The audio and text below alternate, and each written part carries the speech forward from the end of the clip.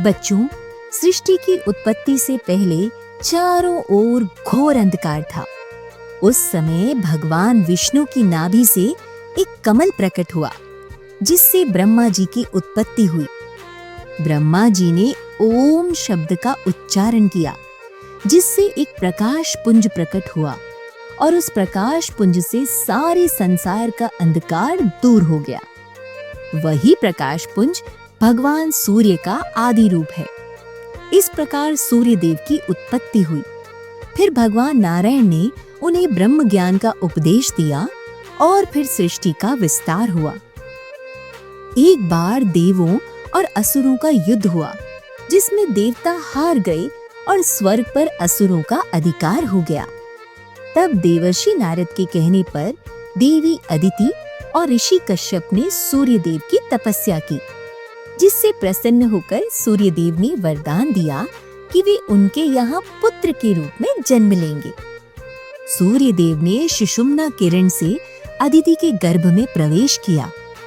समय आने पर भगवान सूर्य शिशु रूप में प्रकट हुए, जो अपने अत्यंत दिव्य तेज से प्रज्वलित हो रहे थे। अदिति के गर्भ से जन्म लेने के कारण इनका नाम आदित्य हुआ। हिरण्यमय अर्थात चमकते हुए अंड के रूप में जन्म लेने के कारण इनका नाम मार्तंडेय हुआ। बाद में सूर्य देव ने असुरों को पराजित करके इंद्र को उसका अधिकार दिलवाया। फिर सभी देवताओं ने उन्हीं ग्रहों का राजा माना और सूर्य लोक में स्थित होकर संसार को प्रकाशित करने लगे। सूर्य देव अपने कर्तव्य की बड़ी निष्ठा से पालन करते, परंतु संसार चक्र चलाने के लिए ब्रह्मा जी को सूर्य देव के समान ही उनके पुत्रों की आवश्यकता थी। इसलिए ब्रह्मा जी के कहने पर देव शिल्पी विश्वकर्मा ने अपनी पुत्री संज्ञा का रिश्ता सूर्य देव के साथ तय कर दिया और समस्त देवताओं की उपस्थिति में उनका विवाह हुआ। देवी संज्ञा अति कोमल थी। वो सूर्य देव का तेज सहन नहीं कर पा रही थी, इसलिए उसने योग बल से बिल्कुल अपने जैसी दिखने वाली एक देवी प्रकट की और उसका नाम छाया रखा। छाया को सूर्य देव के साथ रहने की आज्ञा देकर देवी संज्ञा वहां से हरे भरे मैदानों में चली गई और घोड़ी का रूप बनाकर केवल घास और पत्ते खाकर ही जीवन व्यतीत करते हुए सूर्य देव की आराधना करने लगी। उधर सूर्य लोक में देवी छाया सूर्य देव के साथ सुखपूर्वक समय व्यतीत कर रही थी। संसार के कल्याण के लिए देवी छाया ने सूर्य पुत्र शनिदेव को जन्म दिया। शनिदेव ने भगवान शिव की तपस्या की और सब लोकों में पूजित ग्रह प्राप्त किया और पृथ्वी लोक में न्याय के देवता बने।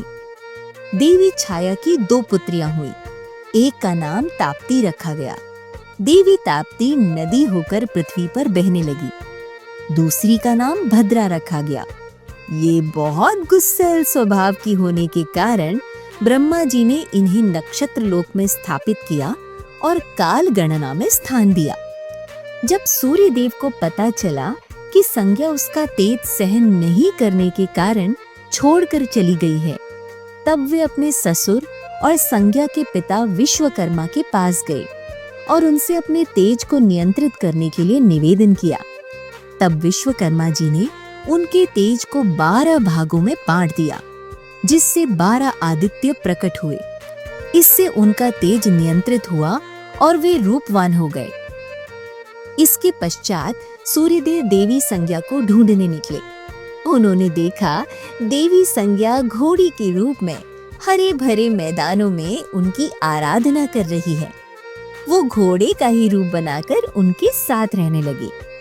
उसी रूप में देवी संज्ञा ने सूर्य देव के 2 पुत्रों को जन्म दिया, जिनका नाम अश्विनी कुमार रखा गया। अश्विनी कुमार देवताओं के वैद्य बने। सूर्य देव का तेज नियंत्रित हो जाने पर देवी संज्ञा बहुत प्रसन्न हुई और वो सूर्य देव के साथ सूर्यलोक को चली गई। देवी छाया जो योग बल से प्रकट हुई थी, पुनः देवी संज्ञा में समा गई। इसके पश्चात सूर्य देव के यम और यमी के रूप में 2 जुड़वा बच्चे उत्पन्न हो गए। ब्रह्मा जी की आज्ञा से यमदेव मृत्यु के देवता बने और यमी देवी यमुना के नाम से नदी हो गई और पृथ्वी पर बहने लगी। रामायण के सुग्रीव और महाभारत के कर्ण भी भगवान सूर्य के अंश से उत्पन्न हुए थे। बच्चों, ये थी भगवान सूर्य देव की उत्पत्ति, अवतार और परिवार की कथा। आज भी सूर्य देव और उनका परिवार संसार के कल्याण के लिए तत्पर है और अपने कर्तव्य का पूरी निष्ठा से पालन करते हैं।